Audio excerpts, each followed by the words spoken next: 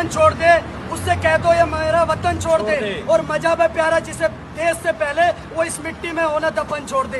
भारत माता की जय, भारत माता की जय, जय श्री राम, जय श्री राम, जय श्री राम, जय श्री राम, जयकारा पीर बजरंगी, हर हर महादेव। मैं असलम खान, खानवी जनरल न्यूज़ 24 सच के साथ आपके पास। आज हम कलेक्टर ऑफिस में आए, निवेदन देने आए। चलो इनसे मिलते मुलाकात करते।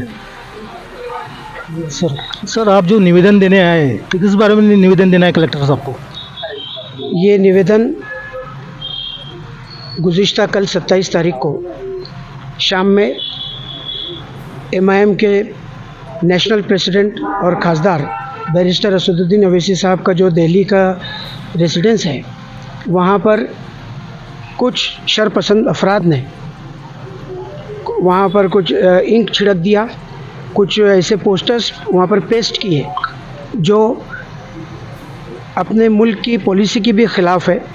ऑलरेडी फ़लस्तीन में जो बर्बरियत और नंगा नाच जारी है, जो कत्लेआम है हो रहा है, उसके ख़िलाफ़ भारत ने भी अपना कंसर्न देते हुए फौरी तौर पर वहाँ का जो नरसंहार है उसको रोकने की अपील की है। ऐसे में जनाब असद ओवैसी साहब ने पार्लियामेंट में अपनी हल्फ बर्दारी के वक्त में जो फ़लस्तीन का जो एक स्लोगन दिया है उसको लेकर कुछ शरपसंदों के पेट में दर्द हुआ और उन्होंने साहब के रेसिडेंस पर स्याही छिड़की और कुछ ऐसे स्टिकर्स चस्पा कर दिए जिसका दूर दूर तक कोई ताल्लुक़ इस बात से नहीं है। हम यहाँ पर पार्टी के लोग और दीगर जिम्मेदारान कलेक्टर साहब से मुलाकात करने आए, उनको एक मेमोरेंडम दिया और ये अपील की कि जिस तरीके से ये शरपसंद खुलेआम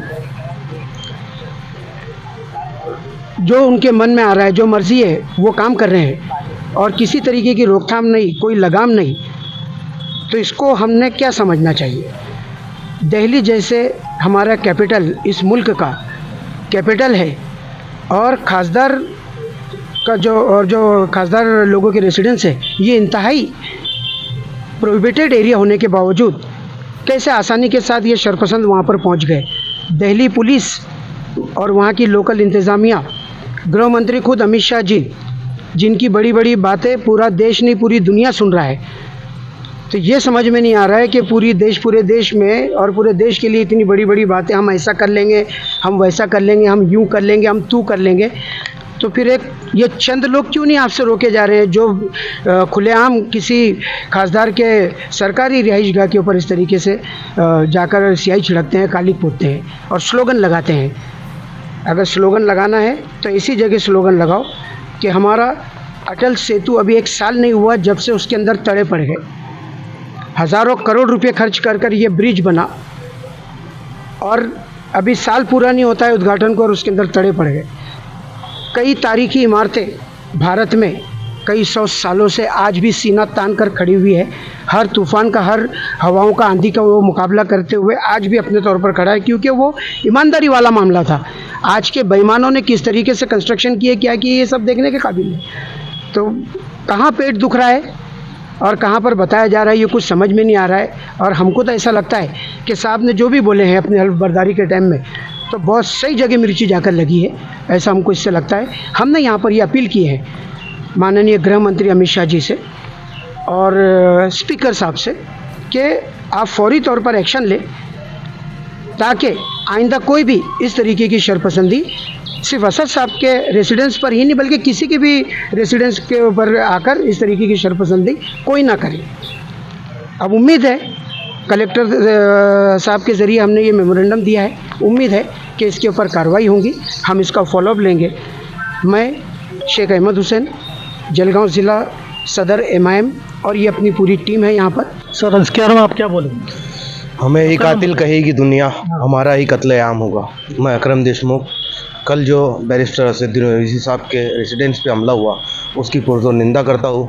और ये पहला वाक़या नहीं है, इससे पहले भी जो सांसद दिल्ली के अंदर जो हमारे रेसिडेंस है सभी सांसदों का, वहाँ से करीब में असद साहब का जो रेसिडेंस है वहाँ से करीब में ये दिल्ली पुलिस का हेडक्वार्टर है, और इतने करीब में पुलिस का हेडक्वार्टर होने के बावजूद बार बार ऐसी जगहों पर हमला होना, मैं समझता हूँ इसमें दिल्ली पुलिस की लापरवाही या फिर उस गुंडों को साथ है जो बार बार वहाँ के कानून को तोड़ते हैं और उनको समर्थन करते हैं।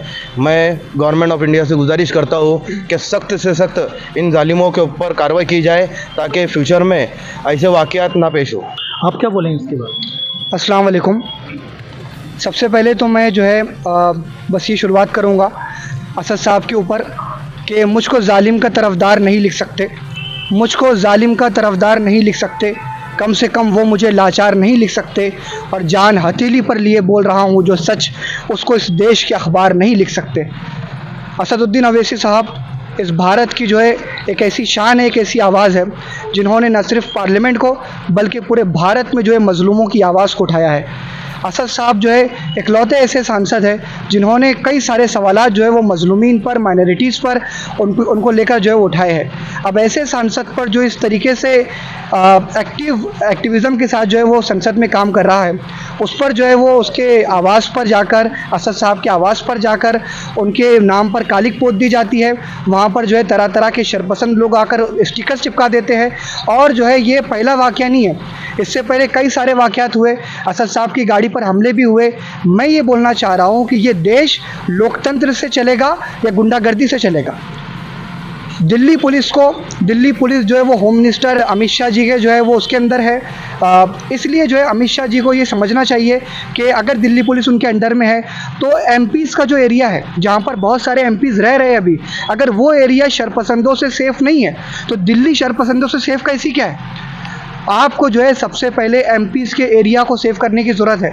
यहाँ पर जो है वो दिल्ली पुलिस की नाकामी हम लोगों को समझ में आती है कि भाई अगर एमपीज़ जिनको जो है एक बड़ा प्रोटोकॉल दिया जाता है, जिनको जो एक बड़ी पुलिस सर्विस दी जाती है, अगर उनके घरों पर जो है वो इस तरीके से दिन दहाड़े रात के अंधेरे में बोलो या कभी भी बोलो अगर हमला हो सकता है, तो मुझे ये बताइए क्या एक सड़क के किनारे रहने वाला एक गरीब या एक मिडिल क्लास रहने वाले लोग जो बिल्डिंगों के अंदर वहाँ पर रह रहे हैं, क्या उनके घर सेफ़ है?